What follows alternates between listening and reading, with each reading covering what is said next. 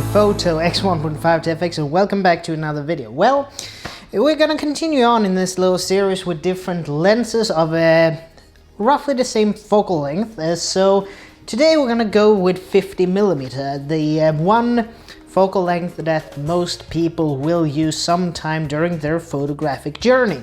I have actually a couple of them here in prime lens form.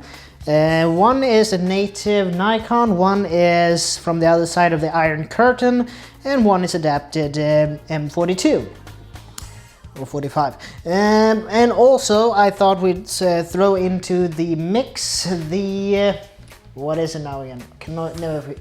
The 17 to 55 Nikon for f2.8 for DX format. So this is a DX lens, it's a G series, so it's a true silent, ultra silent wave motor and so on. I have used this in previous installments, so no need to dwell on that one for too long. We're gonna of course use the creative lighting system, and I'm gonna present the other contenders in this little lineup. First of all, we have a lens that has made a lot of headway recently. It's a vintage piece of glass nowadays, but that means, well, it doesn't mean that it's cheap in quality. It's a very great little lens for the price. You can still get these fairly inexpensively, and it is the not Nikkor, it's the Nikon Series E 50mm f1.8. So it's a fairly fast little nifty 50 for the price paid. I actually got this lens on my Nikon EM, I believe it was. So it was one of the, the little Nikon camera that only does aperture priority. This lens came on it. So yeah, I got it with the camera body for 500 Swedish kroner a couple of years back actually. So that's the first one. The next one that is from the other side of the Iron Curtain is the Helios 81H 50mm f2. That for some reason came in a Nikon bayonet mount. So it's an f2 lens made in the USSR. So this was made by Zenit, or for Zenit, and I believe it might be Coms, or usually these were made by a number of different manufacturers throughout the Soviet Union. And finally we have the M42 adapted lens. It has a converter on it from the screw mount, Pentax screw mount to Nikon F mount, and it is the Auto Mamiya C-Core 50mm f2.8, and this one is one of those that you can put between manual and automatic, and it says lens made in Japan. So yeah, so we're gonna use these three prime lenses and this little DX format zoom lens. So yeah, that's the contenders. And for the subject, we are doing yet again a tabletop little product shot with the creative lighting system, and I'm gonna go through the setup a little bit later in this installment. But what I would like to say is that the product we're gonna photograph in this little instance is well a couple of months back I was actually looking through vintage commercials, and I found this. It's from England, and I'm probably going to include it in the end of this. It's a 1970s commercial, and it's non-PC as anything. It's so non-PC, you either cringe for it, or you're just rolling on the ground laughing, more or less. It's a real lull, this one, because it's unfathomable today how this was okay before to do as a commercial.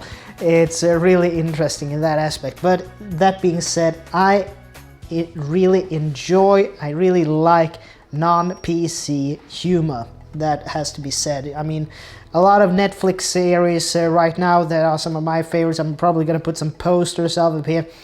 I mean, you got things today like a real whopper, which is Big Mouth.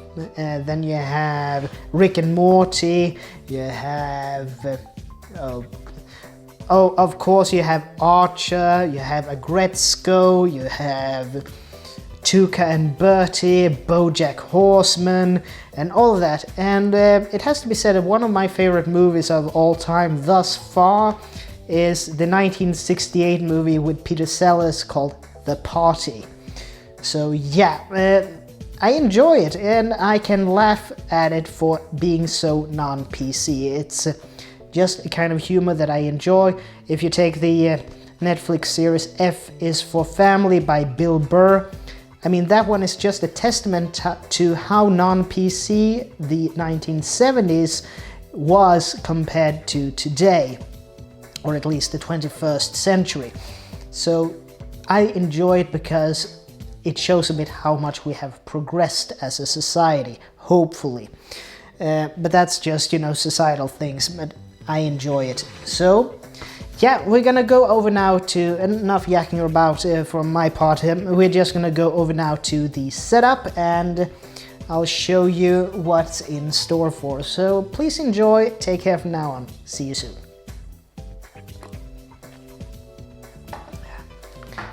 Okay, so here we have the setup then with the little product setup. We have the big paper that I shown you from the arts and crafts store. These can be had for fairly little money, and I have taped it to the table using the Handyman Special duct tape.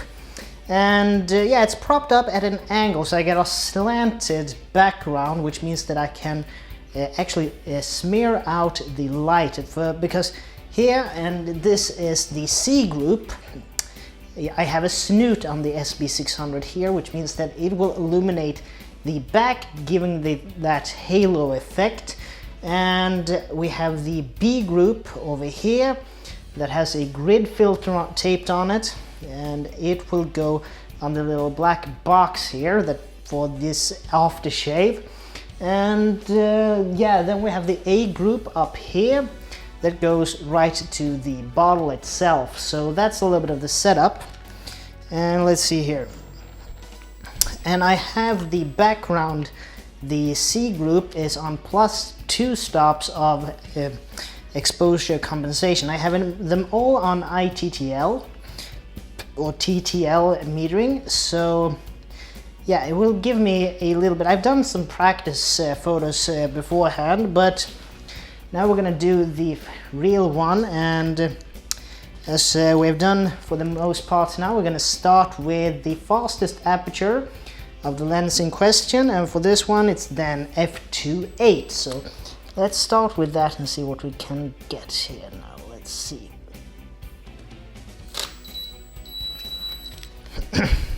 Okay, we can go down now to f5.6.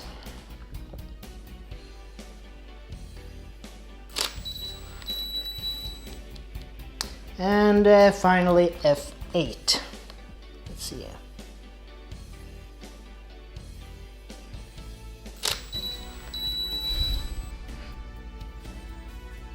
Okay, so now we have the 3 with the Nikon, so we can take that off. And I think the next one we're gonna try is the Mamiya, so the M42 converted one. And let's see that this is supposed to be on manual. We have it on the fastest f2.8. And now I need to go into the menus here and go to non-CPU lens and put it on so I have it as f2.8. So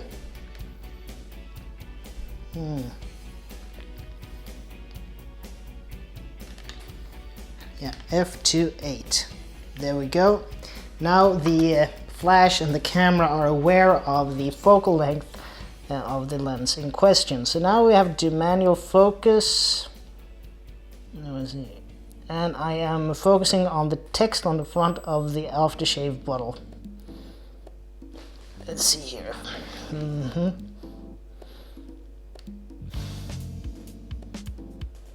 Okay.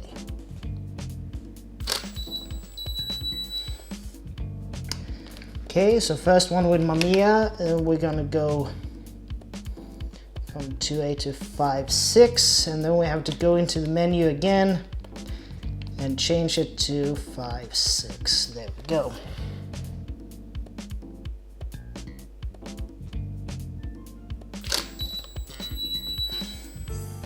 Yeah. And the final one, we're gonna go to f8. On the lens, we go f8. There we go.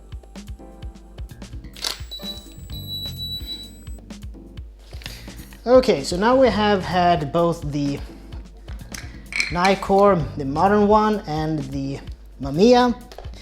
Now we're gonna go to the Helios 81H.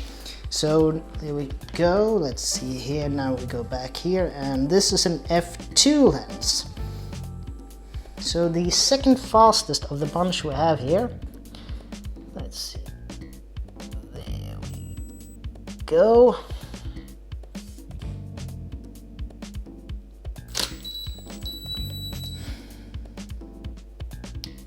Okay, very good. And we are now stepping down to f5.6.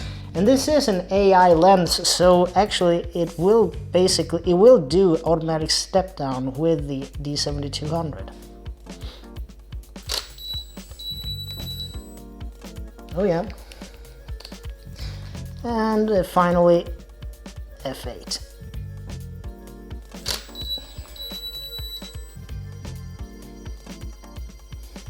Okay, good. We have all the three ones now with the Helios, and finally we're gonna switch over to the Nikon E series, the so famous pancake lens.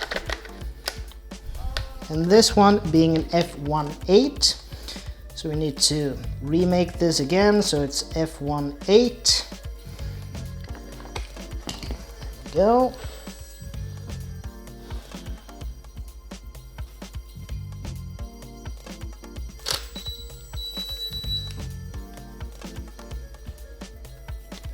Okay, now at 5.6.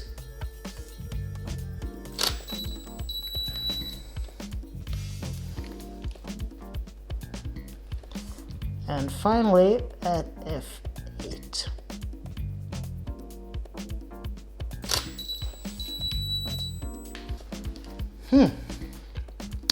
Okay, so now we have the 12 images of each of these three lenses, or four lenses. Let's see, 1, 2, 3, 4. Yeah, that seems to be correct. So we have now 12 images to go over into Lightroom and do a little bit of editing to see what we got. But yeah, I think that this will be all for now, and see you in Lightroom in a bit. So yeah. Okay, so now we're here in Lightroom again, and we have the 12 images here that we took with the different lenses. So let's go to the develop module as per usual, and let's see what we can do. Okay, the first three here that we took were the Nikon 17 to 55mm constant f2.8, which is a DX only lens. But anyway, let's take a look here. If we just zoom in here and take a look at what we see. Okay, it's a little bit soft here in the text. We can see it directly with maybe a little bit of aberration. We can also see a little bit sliver of green here where the bottle ends, and here also where the where we have it, as you can see here. Okay, let's see up here. Okay.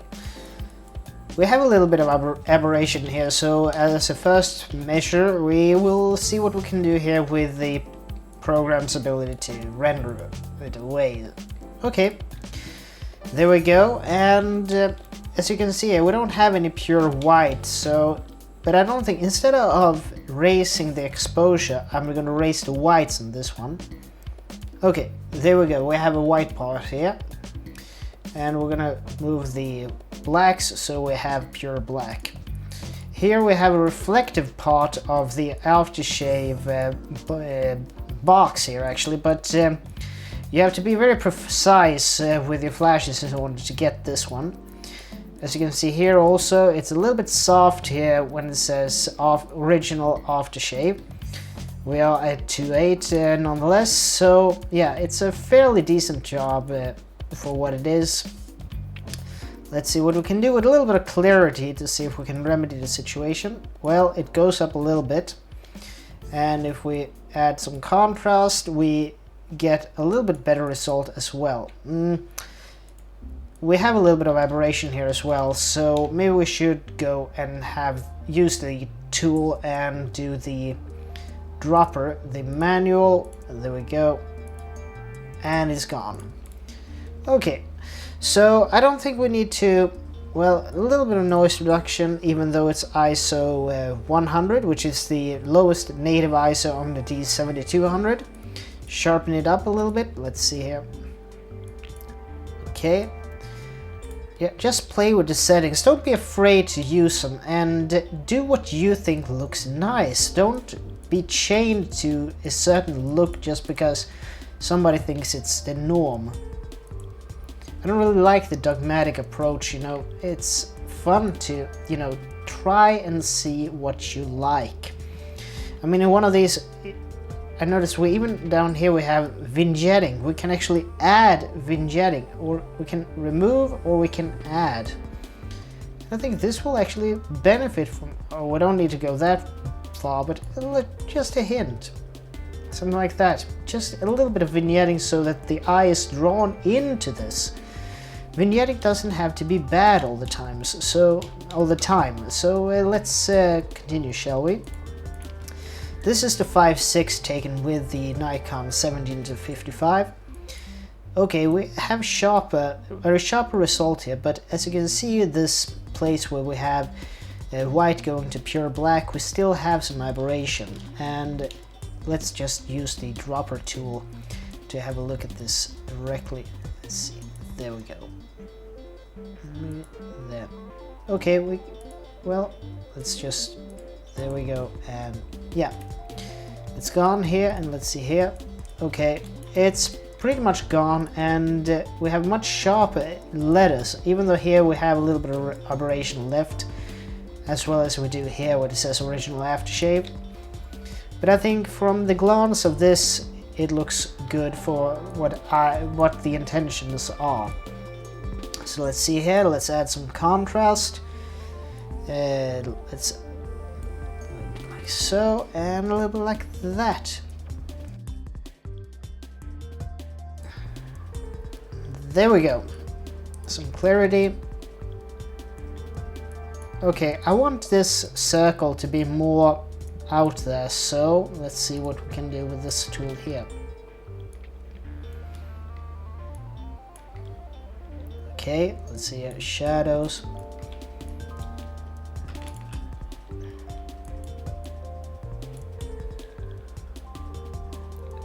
No, let's do it properly. Take away, there we see.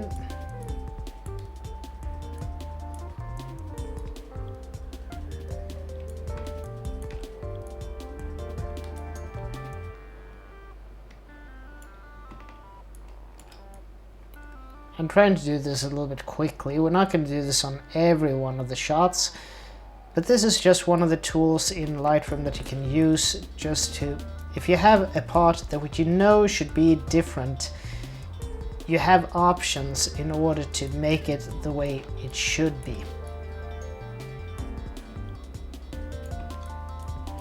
Okay, let's make it a bit more tiny. Here, fill it in, and fill it in here as well. Okay, and maybe a little bit like so.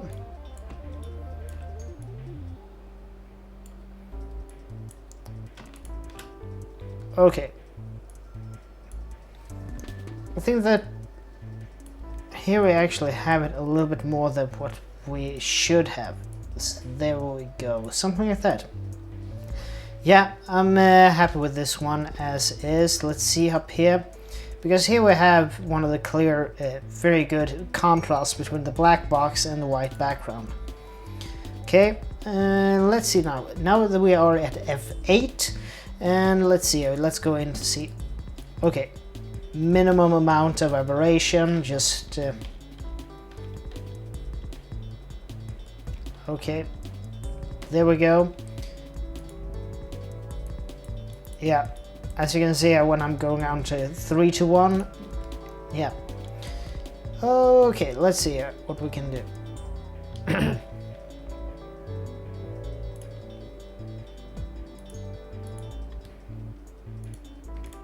Yeah, we don't need to pixel peep that much. Well, let's see what we can do here.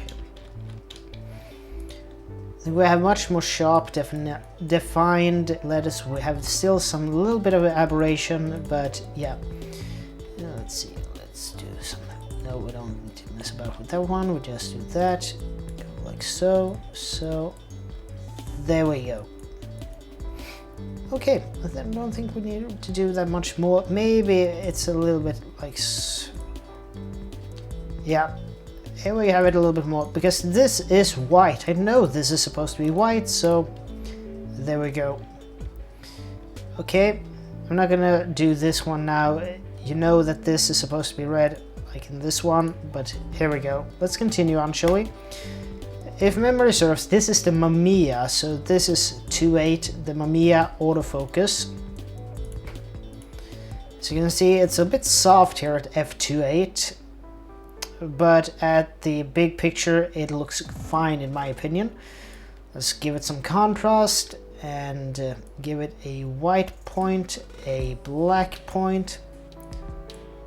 There we go, something like this.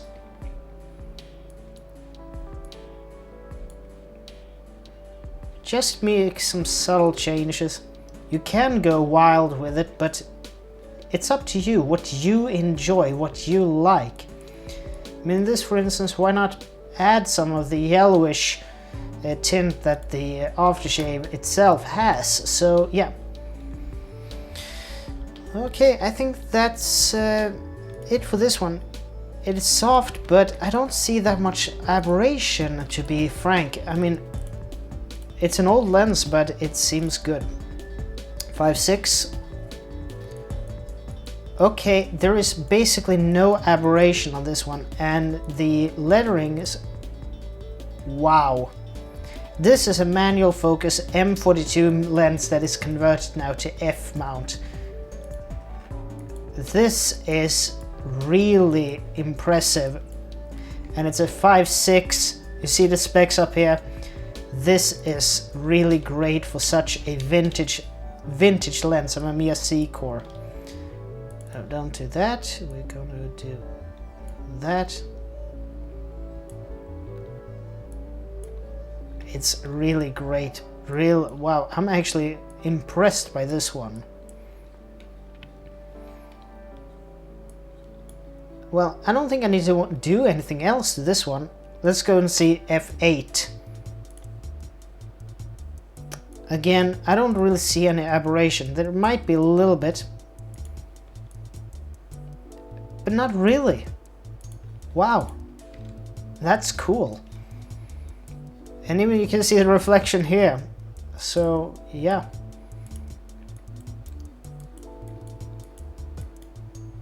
Wow, I mean, f8 Mamiya C core 50mm f2.8 at f8. This is really impressive.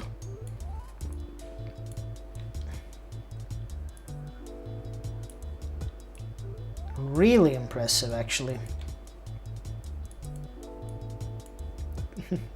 Wow, they don't make him like this anymore. Okay, now I think we're going over to the Zenith, the Helios 81A at f2, the one of the fastest. Are you kidding me?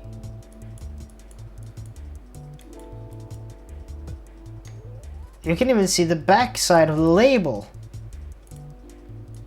But there is a shallow depth of field, really. Wow, this is really cool. Really cool that such a vintage lens made on the other side of the Iron Curtain on a Nikon D72 and it can yield this type of result. I am actually surprised. I'm really surprised by this one.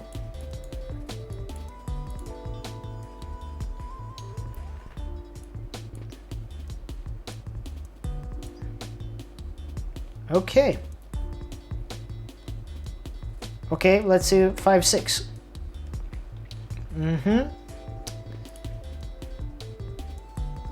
Wow.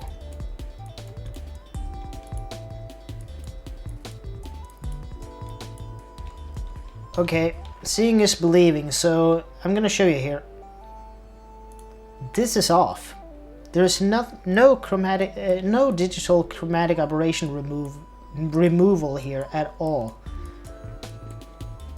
I mean, wow, an old manual focus 50mm lens f2. Okay, let's see what we can do now. Give it some contrast. Give it a white point. Give it a black point. Something like that.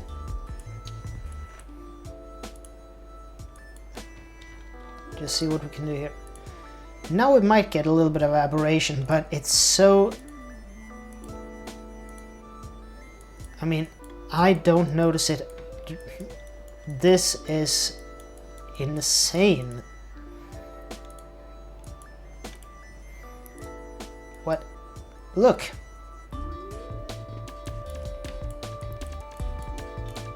Okay. That's a dust speck on the paper. Okay. Do we dare look at f8 and see what that will do? Okay. I need to utilize this lens more. Okay, this... I need to clean the sensor. There we go. Okay, let's see here.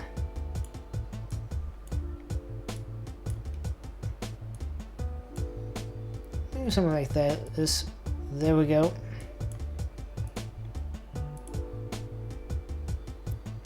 Okay. Let's do something like this. Well, this one actually surprised me quite a bit that it was this good. So this was the Helios 81A for Nikon F-mount.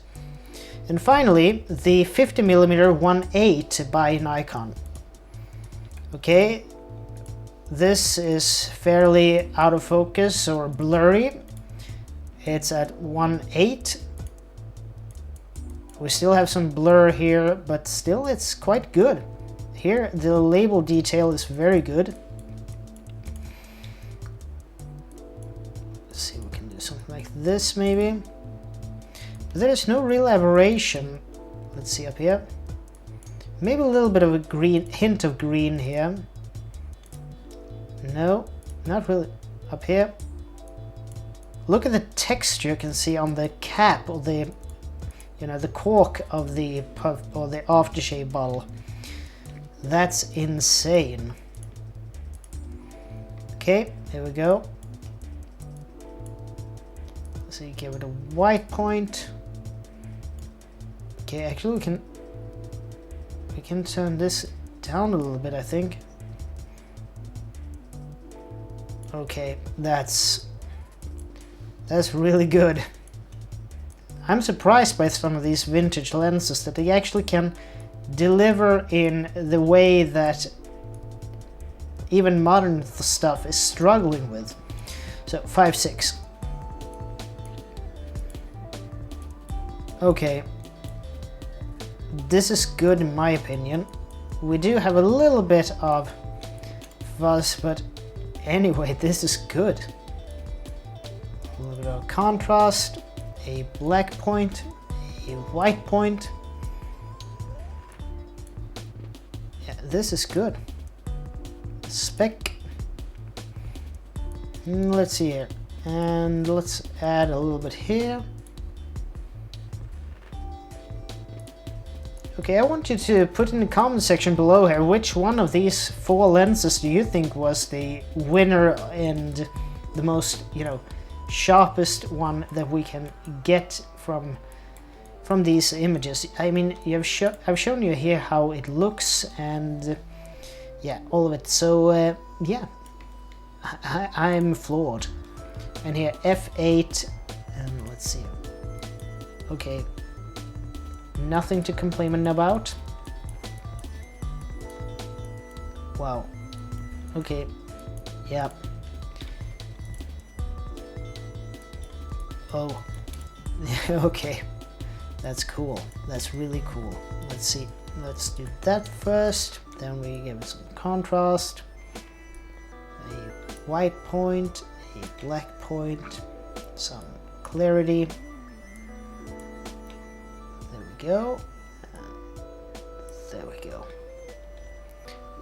I think that's it.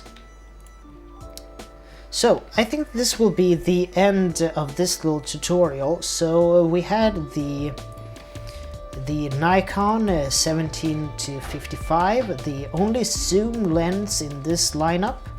We had the Mamiya C-Core the f2.8 50mm. We had the Zenit Helios 81H for Nikon F-mount, and finally we had the Nikon Series E f1.8 50mm Pancake. So yeah, I think that will be all for me for now, and as always, this is Tobias Bergström from T.B.Photo X1.5 to FX, and I'd like to see you guys in the next video. As always, please like, share, comment, and subscribe, and I'll see you in the next video, so take care from now on. Bye. High Karate Aftershave. Use too much and you're asking for trouble, because just one whiff drives women wild. Makes men irresistible. Fortunately, every pack of High Karate contains essential instructions on self-defense. High Karate Aftershave. Be careful how you use it.